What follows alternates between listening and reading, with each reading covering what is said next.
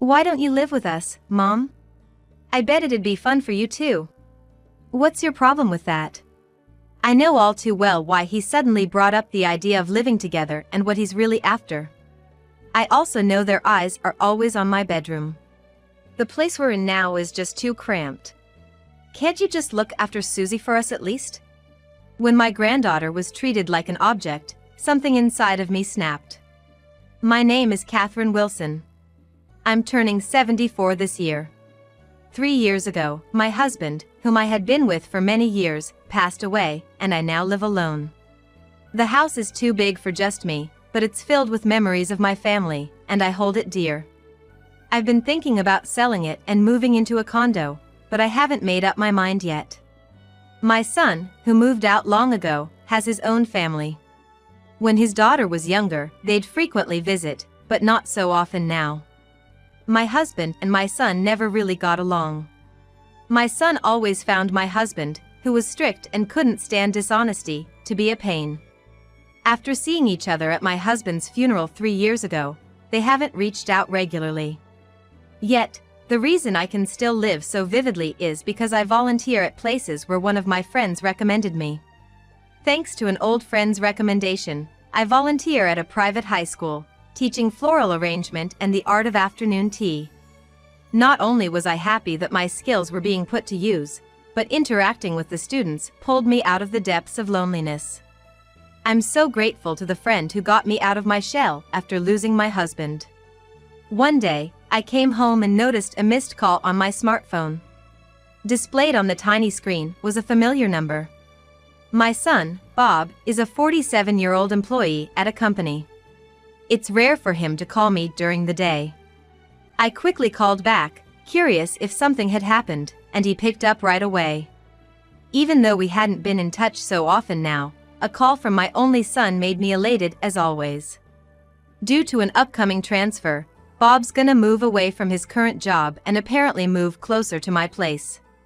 I'd like to catch up, it's been a while, he said. I was thrilled and quickly replied. He's gonna bring his wife, Lucy, and their daughter, Susie, along. A few days later, when my eldest son and his family showed up at my place, they looked a tad tense at the entrance.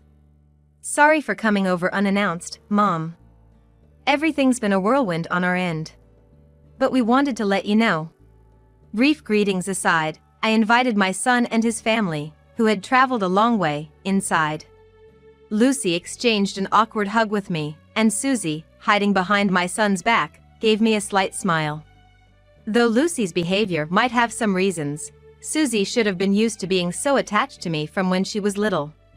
Seeing my beloved granddaughter acting so shy with me made me feel a bit lonely. There was an awkward tension in the air, but there might have been changes in her mind since she lost her grandfather 3 years ago. In the living room, Bob and his family promptly started enjoying the tea and snacks that were served. The reason for Bob's move was a job transfer, forcing him to leave his company-provided housing. Starting with tales of his struggles at work, Bob went on to rant about the sudden transfer. Throughout his tales, Lucy and Susie remained silent.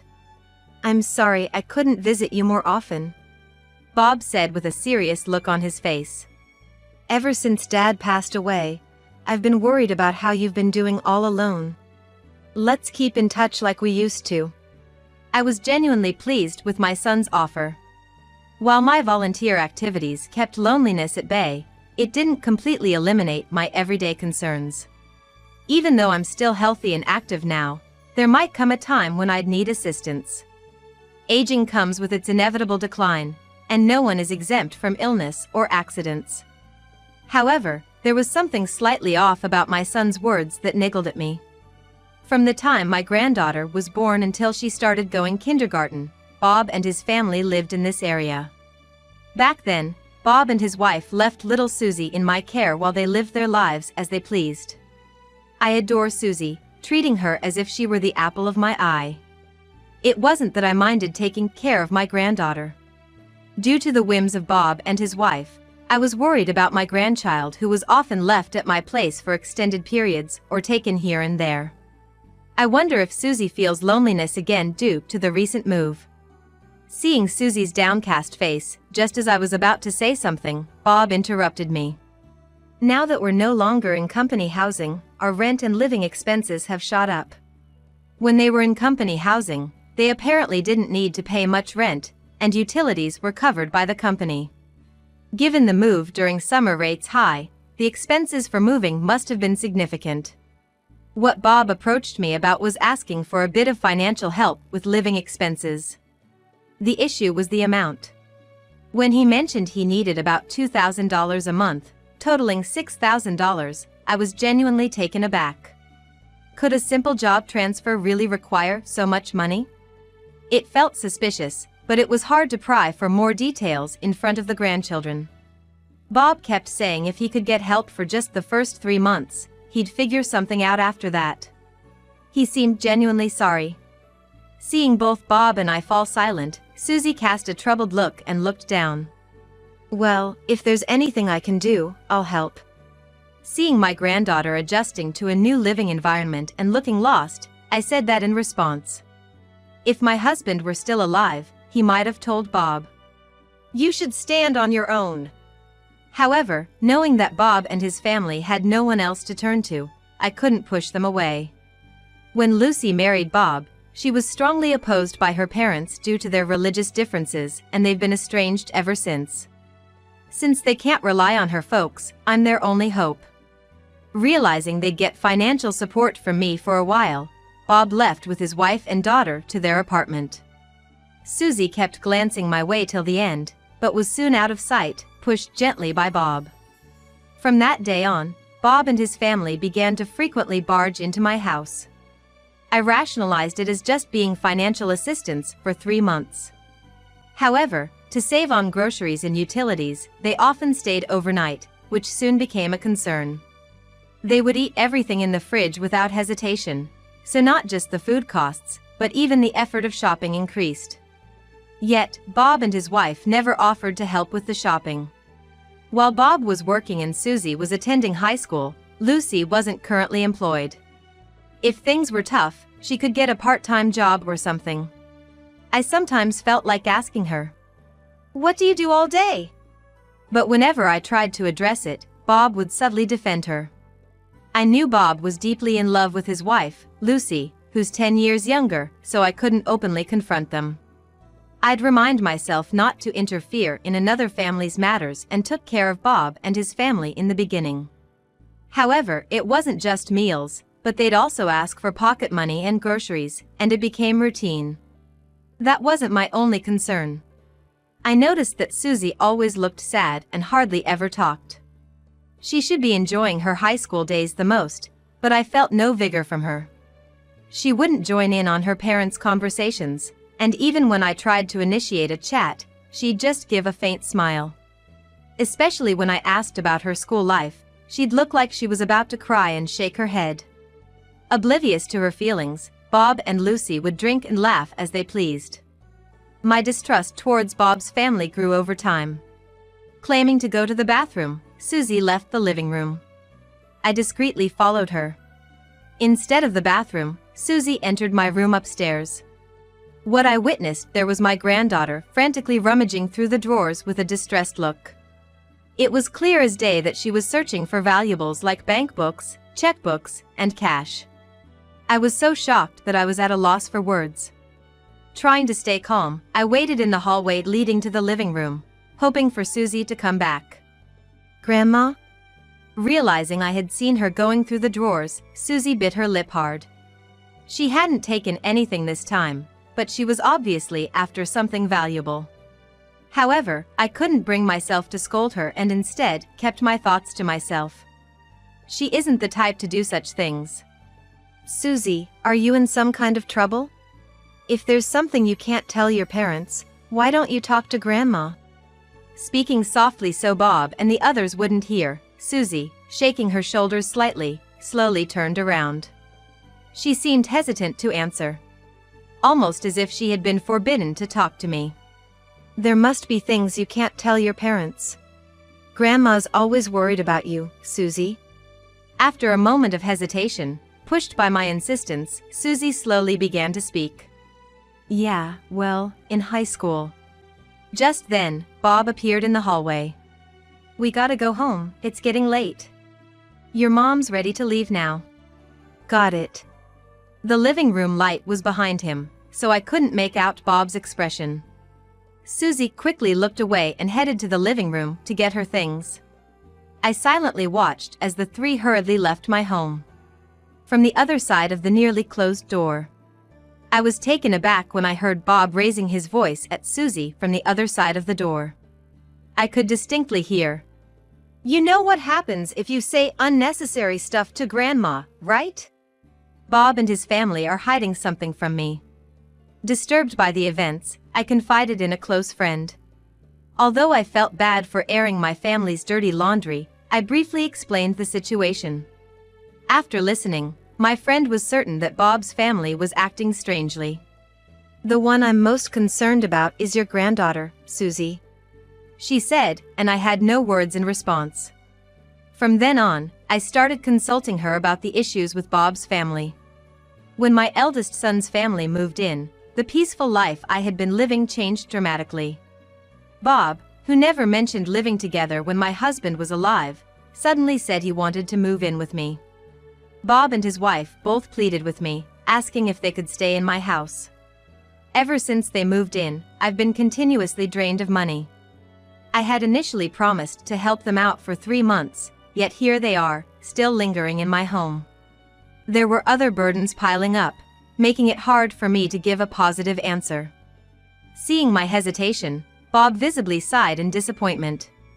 "It'd be fun for you too, Mom, if we lived together." "What's the issue?" I wanted to retort. "The fun's probably just for you," but held back. Since they started imposing on me, I've been overwhelmed with chores and shopping, wearing me out mentally and physically. I've been so distracted I can't even focus on my volunteer work at the local school. Even the students have expressed their concern. If we live together, how much will I end up working for my son's family? The thought alone terrifies me. When Bob realized I wasn't going to give a favorable response, he clicked his tongue in annoyance and pointed to Susie. "Our current place is just too cramped. Can't you at least take care of Susie here?" "Hold on, Dad.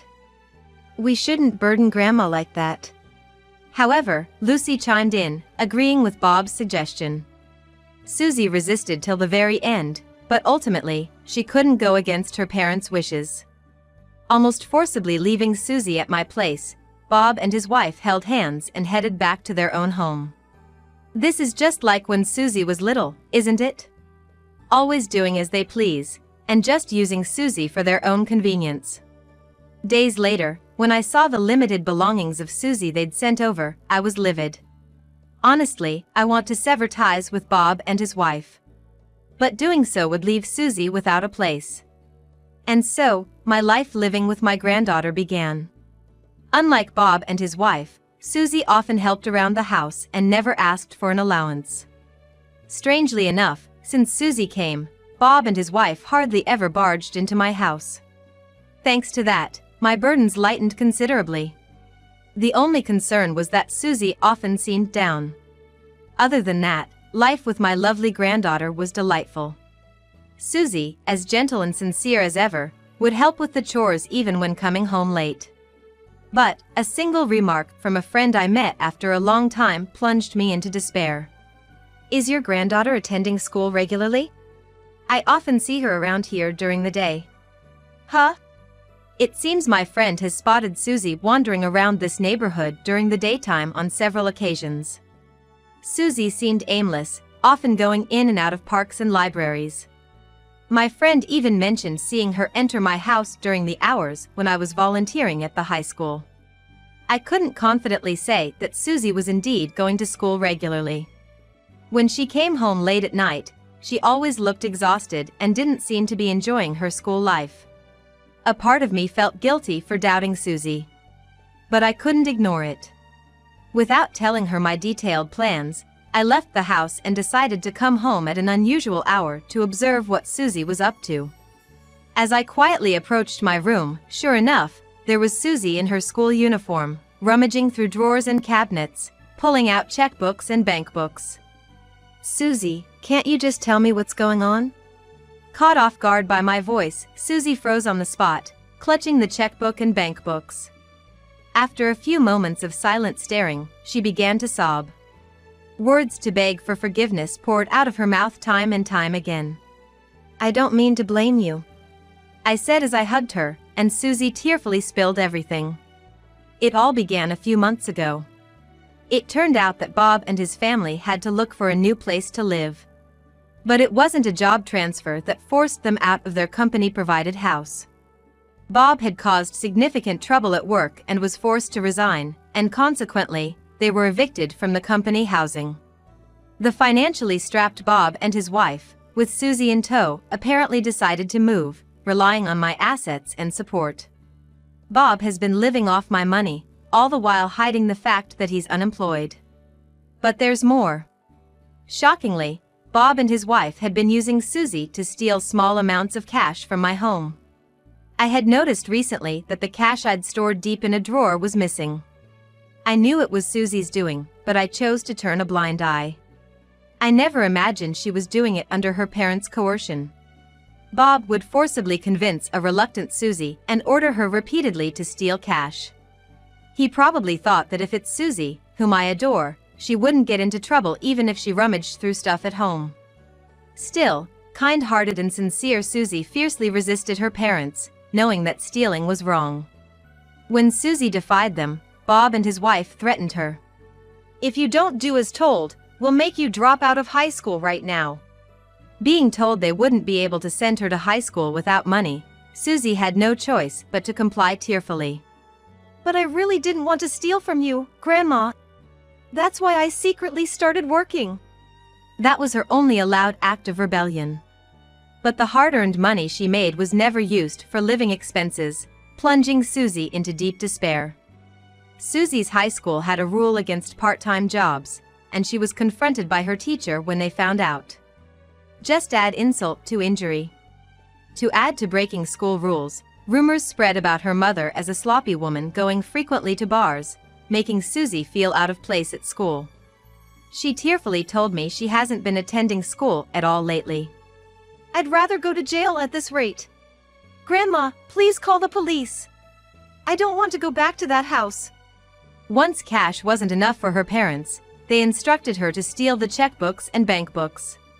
They must have proposed living together and left Susie here to watch for an opportunity to steal my assets. Hearing such shocking words from my high school-aged granddaughter made my mind go blank. The thought that jail might be better than returning to her parents' home. I hugged the sobbing Susie, wondering why she had to endure so much. Something snapped inside me. The intense hatred that sprouted in my heart was directed at Bob and his wife. On behalf of my granddaughter, who was repeatedly begging for forgiveness with a trembling voice, I was determined to get revenge on the two. A few days later, Susie confided everything to me. Bob and his wife again contacted me, suggesting we live together.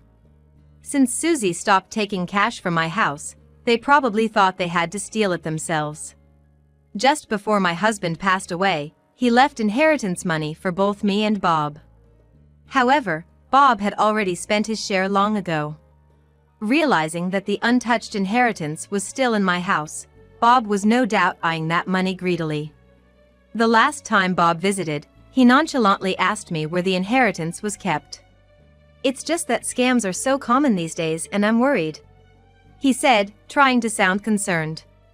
Aware of Bob's intentions, I, of course, didn't reveal the location of the inheritance. Perhaps angered by my refusal to reveal the location of the inheritance, Bob set his sights on Susie next. He shockingly threatened me using Susie, saying, "If I can't get the money, I might have to pull her out of high school. I'm just asking for a small loan from Dad's inheritance. It's not like I want to take it, right? If that's not possible, could you at least pay for the rent and living expenses?" Bob, no longer trying to hide his true motives, bluntly demanded the money. Susie, who had been listening to our conversation, looked down with tears in her eyes. I was internally flabbergasted, wondering where I went wrong in raising him. Reluctantly, I agreed to let them move in. I had no intention of giving in to their demands, but I had no choice if I wanted to expose their wrongdoing. Grandma, what should we do?